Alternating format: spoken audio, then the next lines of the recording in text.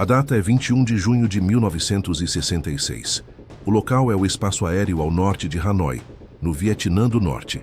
Da perspectiva do capitão Nguyen, um piloto experiente da Força Aérea Popular do Vietnã, o céu é uma grade matematicamente previsível. Ele está sentado no cockpit, apertado e abafado do seu caça MiG-17. É um caça pequeno, ágil, subsônico, uma relíquia dos anos 1950. Mas nesse cenário específico, ele é um predador. Nguyen conhece as regras de engajamento melhor que os americanos. Ele sabe que os monstros pesados de 2 motores que os Estados Unidos mandam para o norte, os F-4 Phantom e os F-105 Thunder Chief, são rápidos, mas desajeitados. Foram construídos para uma guerra que não está acontecendo, projetados para interceptar bombardeiros nucleares sobre a curvatura da Terra, não para brigar na lama em velocidades subsônicas. Nguyen avista uma formação de silhuetas americanas contra o sol forte do meio da manhã. Sua frequência cardíaca permanece estável. Ele treinou para isso. Seus assessores soviéticos gravaram na sua cabeça, até virar memória muscular, as fraquezas do arsenal americano. Os americanos confiam em tecnologia que não funciona. Seus mísseis Sparrow, guiados por radar, têm uma taxa de falha que seria cômica se não fosse letal. Seus Sidewinder térmicos podem ser enganados pelo sol ou por uma curva brusca em direção ao solo. E o mais importante, os americanos esqueceram como se luta. Eles retiraram os canhões dos seus caças mais novos. São boxeadores que entraram no ringue com as mãos amarradas nas costas, dependendo totalmente de uma pistola que engasga na metade do tempo. Nguyen faz uma curva forte para a esquerda com seu MiG-17, puxando 4G, posicionando-se no quadrante traseiro do caça americano que vem atrás. Ele espera que o americano entre em pânico, espera que o piloto acione o pós-combustor e tente fugir correndo, que é a única vantagem que os caças pesados americanos possuem. Mas então, o impossível acontece. O caça americano não foge. Não tenta aumentar a distância para usar um míssil. Em vez disso, a silhueta se altera. A asa inteira do avião americano parece se erguer, mudando o ângulo de ataque de um jeito que desafia as leis da aerodinâmica de alta velocidade. Nguyen entende. O nariz do avião americano sobe violentamente, funcionando como um enorme freio aerodinâmico. O americano não está fugindo, ele está convidando para a briga. Nguyen faz um cálculo mental. Nessa velocidade, um F-4 Phantom tentando virar junto com um MiG-17 entraria em stall e cairia do céu. Mas essa máquina não entra em stall. Ela morde o ar. O piloto americano executa uma manobra que deveria arrancar as asas de um interceptador supersônico, cortando por dentro do raio de curva de Nguyen. De repente, o caçador vira presa. O caça americano agora enche a copa do cockpit de Nguyen. Mas não há fumaça saindo do trilho de míssil. Não há alarme de travamento gritando no fone de ouvido. Em vez disso, o ar ao redor da copa de Nguyen explode. Tum, tum, tum, tum. Estojos de munição. É um som de uma era passada. É o som da Segunda Guerra Mundial. O espaço ao redor do seu MiG-17 é rasgado por projéteis incendiários explosivos de 20 mm. Os americanos não estão atirando foguetes guiados. Estão atirando balas. Estão brigando de faca dentro de uma cabine telefônica. Nguyen mergulha, apavorado e confuso, empurrando o manche para a frente para escapar na densa cobertura de nuvens abaixo. Ele acabou de ver um fantasma. Foi engajado por um avião americano que manobra como um MiG, mas bate com a força bruta de um cruzador pesado. Enquanto rompe o contato e foge de volta para a segurança da base aérea de Yen Bai, uma única pergunta queima em sua mente, ofuscando até o medo da morte. Por que os americanos trouxeram um atirador para uma guerra de mísseis? Se você gosta de descobrir os segredos perdidos e os mistérios táticos da história militar, não deixe de se inscrever no Cold War Impact. Investigamos as máquinas e os momentos que levaram o mundo à beira do abismo. Aperte o botão de inscrever agora para participar do debriefing. 2 horas depois, dentro de uma sala de instrução mal iluminada na base aérea de Yen Bai, o ambiente está pesado com fumaça de cigarro e energia nervosa. Um assessor técnico soviético, o coronel Vulov, está ao lado de um quadro negro ouvindo a tradução do relatório do piloto. Vulov é um homem de ciência e números. Ele não acredita em fantasmas. Acredita em relação empuxo-peso e carga alar. Mas o relatório que está ouvindo não bate com os dados de inteligência fornecidos pelo KGB em Moscou. Os pilotos estão descrevendo uma aeronave com uma enorme entrada de ar sob o nariz, parecendo um tubarão de boca aberta. Relatam que as asas ficam altas na fuselagem, diferente da configuração de asa baixa do Phantom. Mas o detalhe que mais perturba Vulov é o mecanismo de incidência variável. Os pilotos descrevem a asa subindo para alterar o ângulo da fuselagem. Não é um Phantom, Vulov murmura em russo, olhando a filmagem borrada da câmera de arma desenvolvida do caça do ala. E também não é um Thunder Chief. Os americanos inundaram os céus com o F-4 Phantom. Os soviéticos sabem tudo sobre o F-4. Sabem que o radar dele é poderoso, mas complexo. Sabem que a tripulação é composta por piloto e oficial de interceptação por radar. Sabem que ele depende totalmente dos mísseis AIM-7 Sparrow e AIM-9 Sidewinder. A doutrina soviética foi construída em torno de explorar a falta de canhão do F-4 e seu grande raio de curva. Mas esse novo adversário é uma aeronave de assento único. É menor e os relatos de tiro de canhão de 20 mm são inegáveis. A equipe de solo forense encontrou estilhaços na cauda de um MiG-17 que voltou e que correspondem à composição de liga da munição americana de 20 mm. Vulov anda de um lado para o outro na sala. Isso não faz sentido estratégico. A Força Aérea e a Marinha dos Estados Unidos gastaram bilhões de dólares convencendo o mundo que a era do dogfight acabou. Apostaram toda a supremacia aérea no conceito de guerra por botão, matando o inimigo a 16 quilômetros de distância com travamento de radar. Introduzir um caça dedicado a canhão nesse teatro contradiz toda a filosofia militar deles. Seria uma modificação desesperada, um protótipo secreto? Vulov pega uma foto granulada da frota de porta-aviões americanos estacionada no Golfo de Tonkin, tirada dias antes por uma aeronave de patrulha marítima. Ele examina os convéses de voo. Entre as fileiras de grandes e brutos F-4 Phantoms, ele vê algo diferente. Uma aeronave esguia, de nariz afiado, estacionada perto das catapultas. Parece frágil comparada aos Phantoms. Parece velha. Ele circula a aeronave com um lápis vermelho de graxa. Descubram o que é isso. Vulov ordena aos seus assessores. Descubram por que ela vira desse jeito. E descubram por que os americanos de repente estão dispostos a chegar perto o suficiente para ver a cor dos olhos dos nossos pilotos. A confusão na sala é palpável. Os pilotos norte-vietnamitas haviam ficado confiantes. Acreditavam que tinham resolvido o quebra-cabeça do poder aéreo americano. Acreditavam que, se sobrevivessem ao bombardeio inicial de mísseis, o céu seria deles. Mas agora há uma variável fora da curva na equação. Uma anomalia que se recusa a jogar segundo as regras da guerra moderna de mísseis. Os americanos colocaram em campo uma arma que é essencialmente um paradoxo voador, um jato supersônico que briga como um avião à hélice. E pela primeira vez em meses, os pilotos de MiG não estão apenas calculando vetores, estão sentindo medo. Os relatórios de inteligência que chegam à mesa do coronel Vulov nas semanas seguintes ao encontro de junho são um mosaico de contradições. A aeronave misteriosa é identificada. Trata-se do Volt F-8 Crusader. Para o observador casual, essa identificação deveria trazer alívio. O Crusader não é um projeto negro secreto. Não é um protótipo futurista como o SR-71 Blackbird ou o experimental XB-70 Valkyrie. Pelos padrões de 1966, é uma célula envelhecida. Voou pela primeira vez em 1955. É um caça de porta-aviões de motor único, que é anterior ao poderoso F-4 Phantom de 2 motores. Mas para Vulov e os analistas táticos soviéticos, essa identificação aprofunda o mistério em vez de resolvê-lo. Ela implica uma mudança na psicologia americana muito mais perigosa do que um novo motor ou um novo radar. Vulov está sentado com uma cópia traduzida do manual Jane's All the World's Aircraft, traçando com o dedo as linhas do diagrama do F-8.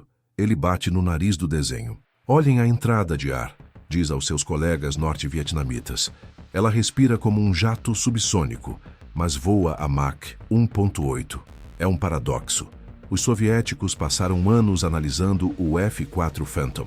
Entendem o Phantom porque ele espelha a própria obsessão deles por interceptadores pesados, rápidos e armados de mísseis. O Phantom é um brutamontes. Resolve problemas aerodinâmicos com empuxo bruto. Se um piloto de Phantom se mete em apuros, ele acende os 2 enormes motores J-79 e sai da área. É uma máquina de puro poder. O F-8 Crusader é uma máquina de finesse. O dossiê de inteligência revela a arma principal do Crusader: 4 canhões Colt Mk-12 de 20 mm montados no nariz. Esse detalhe mantém Vulov acordado à noite. Na era do míssil guiado, o canhão deveria estar obsoleto. Os americanos tinham retirado canhões de seus interceptadores de linha de frente porque os cálculos mostravam que o combate aéreo aconteceria em velocidades supersônicas, a quilômetros de distância. Acreditavam que o olho humano e a bala não guiada eram lentos demais para a era atômica. Ao empregar o Crusader, a Marinha dos EUA está admitindo que seus cálculos estavam errados. Estão trazendo uma faca para um tiroteio porque perceberam que o tiroteio virou briga de rua. Mas o canhão não é o único enigma. Os relatos dos pilotos de MiG que sobreviveram a encontros com o Crusader descrevem um movimento que parece mecanicamente impossível. Afirmam que o jato americano quebra as costas antes da decolagem e durante manobras de alto estresse. Vulov estuda os esquemas da asa de incidência variável. É uma peça de engenharia bizarra. A asa inteira do F-8 pivota para cima a partir da fuselagem. O manual técnico explica que isso foi projetado para permitir que a aeronave pousasse em porta-aviões. Ao inclinar a asa para cima, a fuselagem pode permanecer nivelada, permitindo que o piloto veja o convés durante a aproximação. Foi feito por segurança. Mas os pilotos americanos, esses pilotos de Crusader, estão usando para outra coisa. Estão usando a instabilidade da aeronave. O F-8 é difícil de voar. É implacável. Um piloto de Phantom é um gerente de sistemas. Um piloto de Crusader tem que ser um virtuose. A inteligência sugere que os homens que voam esses jatos são de uma raça completamente diferente. Não são os oficiais cautelosos e obedientes às regras da era dos mísseis. São remanescentes de outra época. Relatos de estações de interceptação que monitoram o tráfego de rádio da Marinha dos Ixmeus confirmam essa divisão cultural. O papo das esquadrilhas de Crusader é diferente. É agressivo. É solto. Enquanto as tripulações de Phantom dependem dos oficiais de interceptação por radar para guiá-las, os pilotos de Crusader estão sozinhos no cockpit. Assento único, motor único, 4 canhões. Vulov percebe o perigo imediatamente. O MiG-17 tem sucesso porque atrai os pesados jatos americanos para uma luta de curva em baixa velocidade, onde os americanos perdem energia.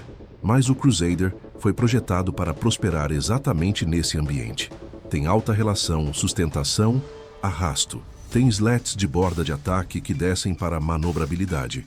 A armadilha que os norte-vietnamitas montaram para os americanos, a tática de arrastá-los para a lama, de repente não funciona contra essa aeronave específica. No final de 1966, as estatísticas começam a mudar.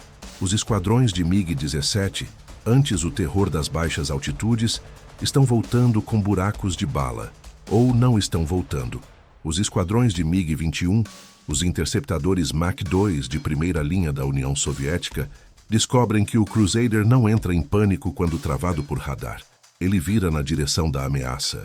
Os assessores soviéticos emitem uma nova diretiva aos regimentos vietnamitas: não engajar a aeronave de cauda única com asa alta em luta de curva, estender e escapar. É uma admissão humilhante. A União Soviética, mestres do dogfight, estão mandando seus pilotos fugirem de um jato americano, que tecnicamente tem uma década de idade. Vulov encara o mapa do Vietnã do Norte. Os americanos tropeçaram em uma solução para o gap de mísseis, não inventando algo novo, mas liberando uma arma que deveriam ter aposentado. Liberaram um avião que não liga para travamento de radar, nem contramedidas eletrônicas. Mas há uma última peça do quebra-cabeça que Vulov não consegue encaixar. O F-8 é avião da Marinha. Opera de porta-aviões. Seu alcance é limitado. Não deveria estar no interior profundo, caçando MiGs sobre seus próprios campos de aviação. Por que os americanos estão arriscando essas células mais antigas no espaço aéreo mais defendido da Terra. Há algo mais que o Crusader está fazendo. Algo escondido à vista de todos. Vulov puxa uma foto de reconhecimento mostrando um F-8 voando, não com mísseis e não só com canhões, mas com um pod estranho e volumoso sob a asa. Não é uma arma, parece uma câmera. Eles não estão só nos matando, Vulov sussurra, uma percepção gelada tomando conta dele. Estão nos vendo morrer. É o final de 1967. A guerra aérea sobre o Vietnã do Norte evoluiu para um ritmo mortal de atrito. O coronel Vulov e os assessores soviéticos analisaram os dados e acreditam ter encontrado a solução para o problema Crusader. A solução é simples, física. O F-8 Crusader é mestre na manobra subsônica. Brilha em velocidades médias onde sua asa grande pode morder o ar. Mas o novo orgulho soviético, o MiG-21, são foguetes de asa delta. Foram feitos para Mach 2. Foram feitos para cortar uma formação, disparar mísseis térmicos Atoll e subir para a estratosfera antes que o inimigo possa reagir. As instruções de Vulov ao Elite 921º Regimento de Caça são explícitas. Não virar, não reduzir velocidade. Velocidade é vida. Se os pilotos de MiG-21 recusarem o dogfight, os pilotos de F-8 não poderão usar seus canhões. O canhão de 20 mm tem alcance letal de talvez 800 jardas. Um MiG-21 a Mach 1.5 cobre essa distância num piscar de olhos. O plano é matar de fome os Crusaders da única coisa de que precisam para sobreviver: uma briga corpo a corpo. Numa tarde úmida de dezembro, a armadilha é acionada. Operadores de radar perto de Hanoi rastreiam um voo de 4 F-8 Crusaders da Marinha dos Emiwa se aproximando de Tud Ridge, uma cadeia de montanhas notória usada pelos americanos para navegação. Eles estão escoltando um avião de reconhecimento vulnerável. É a caixa de morte perfeita. O Major Tuan, uma estrela em ascensão na Força Aérea Vietnamita e amplamente treinado na União Soviética, lidera um voo de 4 MiG-21. Tuan está confiante. Está sentado no auge da engenharia soviética. Seu jato é mais rápido, sobe melhor e está armado com os mais novos mísseis Arar K-13. Ele avista os Crusaders lá embaixo. Parecem lentos, arrastando-se no ar pesado. Tuan sinaliza para seu voo. Eles mergulham, acelerando além da barreira do som. O estrondo sônico segue atrás como um trovão. Essa é a tática Boom and Zoom aperfeiçoada pelos alemães na Segunda Guerra Mundial, adaptada para a era do jato. Tuan trava seu radar no Crusader que vem atrás. O tom rosna no fone. Está fora do alcance do canhão, mas bem dentro do alcance do míssil. Essa é a nova guerra. Clínica distante. Ele dispara. O míssil sai disparado, deixando um rastro de fumaça branca. Tuan espera ver o jato americano se desintegrar, mas o piloto americano reage com uma velocidade de reflexo quase precognitiva. O Crusader quebra forte na direção do míssil. É uma curva violenta, tremendo. O míssil, incapaz de acompanhar a mudança rápida de ângulo, passa idiotamente pela cauda do F-8 e detona inofensivamente contra o chão da selva, quilômetros abaixo. Tuan pragueja. Lembra da regra de Vulov: não reduzir velocidade. Ele puxa o manche para subir de volta à altitude, usando seu poder superior de motor para escapar. Mas ao subir, olha no espelho retrovisor. O impossível está acontecendo de novo. O F-8 Crusader não está mais abaixo dele, está atrás dele. Ao virar tão forte para desviar do míssil, o piloto americano não apenas desviou, converteu a curva defensiva em uma perseguição ofensiva, mas isso desafia as leis de gerenciamento de energia. Uma curva forte sangra velocidade. O Crusader deveria estar em stall, deveria estar caindo do céu. Em vez disso, o jato americano está pendurado no ar, nariz apontado impossivelmente alto, cavalgando a sustentação gerada por aquela estranha asa de incidência variável. O piloto americano levou sua aeronave ao limite absoluto do controle aerodinâmico, um regime chamado High Alpha. Tuan percebe com horror que o F-8 não está perseguindo com velocidade, está perseguindo com ângulos. O americano cortou a curva, transformando um círculo largo em um giro apertado. Agora é Tuan quem está sangrando energia. Ele aciona o pós-combustor desesperado por separação vertical. O MiG-21 é um foguete. Deveria subir mais que qualquer coisa, mas está perto demais. A geometria da luta colapsou. No cockpit do F-8, o piloto americano não está olhando para uma tela de radar. Está olhando por uma simples mira ótica de canhão. Está fazendo o que nenhum piloto moderno deveria fazer.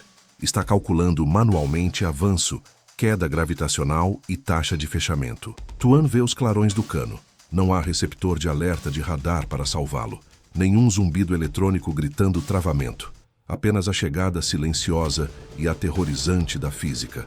4 canhões de 20 mm disparando a uma cadência combinada de 4.000 tiros por minuto saturam o espaço aéreo que o Major Tuan está prestes a ocupar. Os projéteis atingem a raiz da asa direita do MiG-21. A violência é imediata. O sistema hidráulico é cortado. Os tanques de combustível se rompem.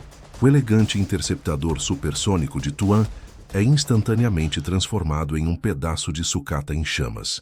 Quando Tuan ejeta, girando no slipstream, ele vê seu avião espiralar para baixo, mas o que vê em seguida o gela mais que a perda do jato. O F-8 americano não vai embora. Ele rola invertido. O piloto passa perto o bastante para Tuan quase ver o capacete. O americano está confirmando a baixa. De volta à base, quando os pilotos sobreviventes de MiG fazem o debriefing, o clima é de total perplexidade. Eles contam a Vulov que os americanos não estão lutando como soldados. Estão lutando como brigões de rua. Jogaram o manual fora. Um piloto abalado explica: "Eu o tinha na mira. Eu tinha velocidade. Eu tinha altitude. Mas ele transformou o avião numa parede. Usou o ar como freio e me forçou a voar bem na frente dos canhões dele." Vulov bate o punho na mesa. A armadilha falhou. A superioridade tecnológica do MiG-21, asa delta, velocidade Mach 2, mísseis, foi anulada por um piloto disposto a voar seu avião no limite do stall, usando canhões que nunca ficam sem bateria. Mas em meio ao fracasso tático, surge uma nova peça de inteligência dos destroços da batalha. Uma transmissão interceptada por estações soviéticas durante o combate. Não era um pedido de socorro. Não era um grito de pânico. Era risada. Os pilotos americanos estavam rindo. Esse toque psicológico atinge o comando soviético mais forte que a perda das aeronaves. Não estão enfrentando recrutas relutantes que dependem de tecnologia para se manterem seguros. Estão enfrentando homens que escolheram ativamente o jato mais antigo e mais difícil do inventário da Marinha, porque preferem a morte de perto. E então vem o golpe final na confiança soviética. O desenvolvimento que muda a narrativa de um incômodo tático para uma humilhação estratégica. Os esquadrões de F-8 não estão apenas abatendo MiGs para proteger seus bombardeiros. Vulov recebe um relatório de que F-8 foram vistos engajando MiGs, abatendo-os e depois esperando. Esperando o quê? Vulov pergunta, voz tensa. Esperando os helicópteros de resgate, responde o ajudante. Estão montando armadilhas de resgate em combate. Estão usando os canhões para suprimir nosso fogo antiaéreo. Estão usando um caça supersônico como avião de ataque ao solo. A percepção é crua. O F-8 Crusader, um avião construído nos anos 1950, está atualmente desempenhando todo o papel da guerra melhor que as aeronaves especializadas feitas para substituí-lo. Está fazendo dogfight melhor que o Phantom. Está fazendo ataque ao solo melhor que o Thunder Chief. O mistério não é mais que avião é esse? O mistério é porque achávamos que a era do canhão tinha acabado. E enquanto Vulov encara as estatísticas, percebe que os americanos estão prestes a revelar por que o F-8 é verdadeiramente o último dos gunfighters. Não é só sobre as balas. É sobre uma falha fatal na tecnologia de mísseis que todo o complexo militar industrial soviético e americano ignorou, uma falha que os pilotos de F-8 estão explorando com eficiência implacável. O ano é 1968. O mistério que começou com um relatório confuso de um piloto de MiG-17 abalado evoluiu para uma crise em larga escala para os assessores soviéticos no Vietnã. O coronel Vulov está sentado num bunker seguro perto de Hanoi, olhando um gráfico que representa o fracasso tecnológico mais caro da história militar. O choque que o título desta história prometeu não é apenas o fato de o F-8 Crusader estar abatendo MiGs. O choque, a revelação que atingiu Washington e Moscou como um martelo, Foi o motivo pelo qual o Crusader foi necessário desde o início. Vulov passou 2 anos analisando dados de combate. Procurava uma superarma secreta americana. Em vez disso, encontrou um erro catastrófico americano. A inteligência é inegável. A Marinha e a Força Aérea dos Estados Unidos, cegas pela obsessão com tecnologia da era atômica, mandaram seus pilotos para o combate com mísseis que simplesmente não funcionavam. Os relatórios que cruzam a mesa de Vulov pintam um quadro de humilhação tecnológica. O AIM-7 Sparrow, o míssil milagroso guiado por radar que deveria matar jatos soviéticos a 30 quilômetros de distância, tem uma taxa de acerto em combate inferior a 10%. 10%. Vulov lê os interrogatórios de pilotos. Tripulações de F-4 Phantom estão disparando mísseis que caem do trilho como peso morto. Disparam mísseis que ascendem, serpenteiam loucamente pelo ar e explodem a quilômetros do alvo. Disparam mísseis que travam no calor do sol tropical em vez do motor de um MiG. E aqui está a percepção aterrorizante para os estrategistas soviéticos. O F-4 Phantom, o orgulho da frota americana, não tem plano B, não tem canhão. Quando os mísseis falham, e eles quase sempre falham, o Phantom não passa de um alvo supersônico de 30 mil libras, exceto pelo F-8 Crusader. Essa é a revelação. Esse é o segredo por trás da dominância do Crusader. O F-8 não estava vencendo porque era mais novo. Estava vencendo porque era o único avião no céu que ainda respeitava a realidade brutal da guerra. Era o único caça americano que não dependia de um microchip para matar um homem. Os assessores soviéticos percebem que não estão enfrentando uma máquina superior. Estão enfrentando uma salvaguarda, um plano de contingência. A humilhação para os pilotos de MiG é absoluta. Eles decolam em MiG-21 de última geração, esperando um duelo de alta tecnologia com o F-4 Phantom. Em vez disso, encontram os Crusaders. Os pilotos de Crusader sabem que seus mísseis são lixo. Muitas vezes, nem se dão ao trabalho de carregá-los. Usam o AIM-9 Sidewinder apenas para fazer o piloto de MiG piscar, forçando-o a virar. E assim que o MiG vira, a armadilha se fecha. Isso nos leva ao engajamento mais visceral da guerra. O momento em que a asa de incidência variável provou ser muito mais que um auxílio de pouso. É uma tarde úmida sobre o Golfo de Tonkin. Um voo de MiG-17 tenta emboscar um grupo de bombardeiros americanos. Os MiGs ficam baixos, colados às ondas, escondidos no clutter do solo que cega o radar americano. São invisíveis para os Phantoms de alta tecnologia, mas não são invisíveis para o olho humano. 2 F-8 Crusaders em patrulha aérea de combate avistam o reflexo do sol no metal. Eles mergulham. Os MiG-17 são ágeis. Em baixa altitude, podem virar dentro de quase qualquer coisa. A doutrina soviética diz: arrastem os americanos para 150 metros de altitude. Eles são pesados demais.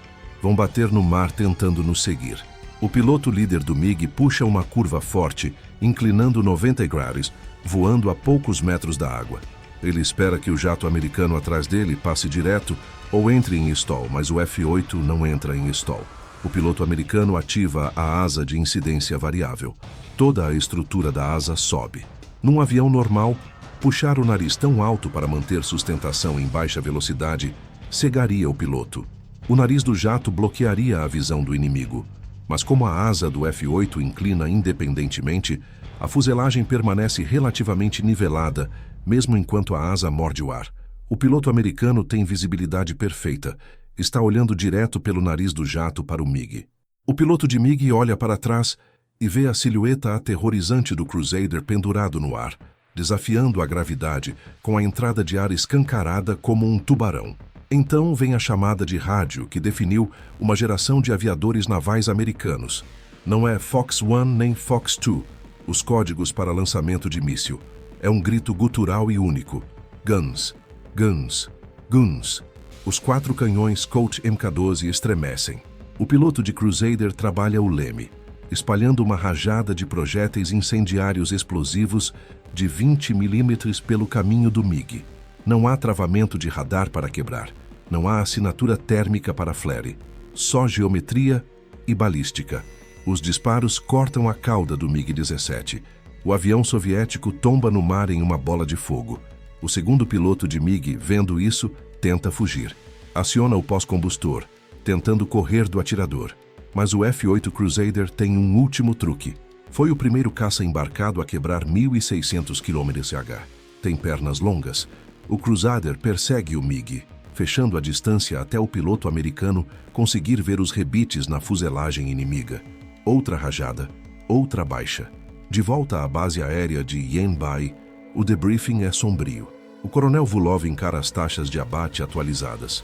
O F-8 Crusader, o avião que os americanos estavam tentando aposentar, está acumulando a maior taxa de abates de toda a guerra, enquanto os avançados F-4 Phantoms estão trocando um por um com os MiGs. Os Crusaders estão alcançando uma proporção de quase 6.1, 19 abates, 3 perdas. A humilhação é total. A União Soviética forneceu ao Vietnã do Norte a mais avançada rede de defesa aérea da Terra.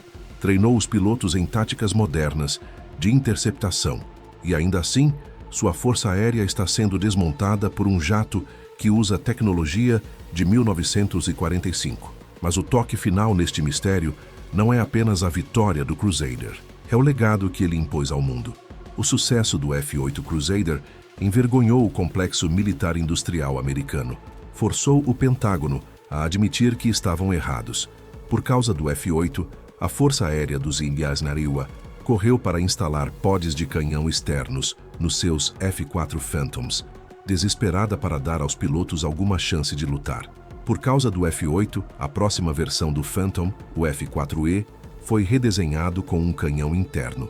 E mais importante, por causa do F-8, a Marinha dos Ewak criou uma nova escola. Uma escola para ensinar a arte perdida do dogfight, garantindo que pilotos americanos nunca mais dependessem de mísseis pouco confiáveis.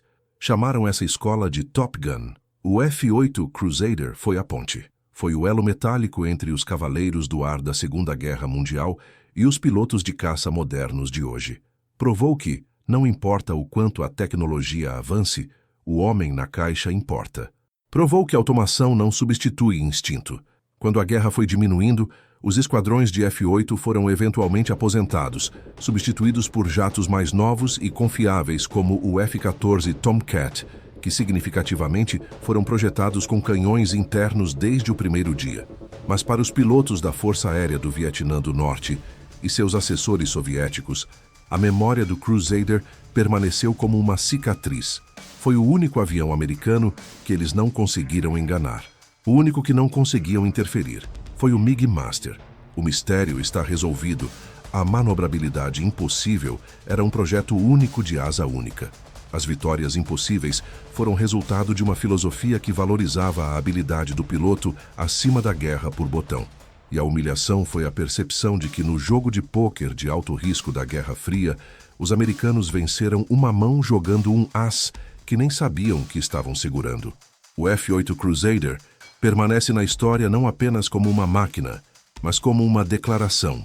Você pode tirar os mísseis, o radar e o apoio ao solo de um caça, mas enquanto ele tiver um canhão e um piloto que saiba usá-lo, será a coisa mais mortal no céu.